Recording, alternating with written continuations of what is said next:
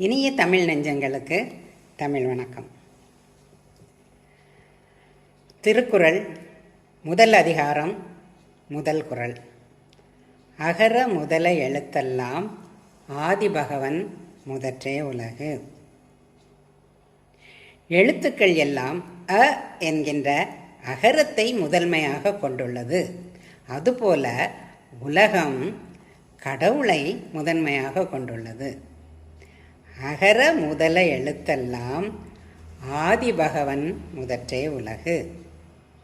As all letters have the letter A for their first, so the world has the eternal God as its first.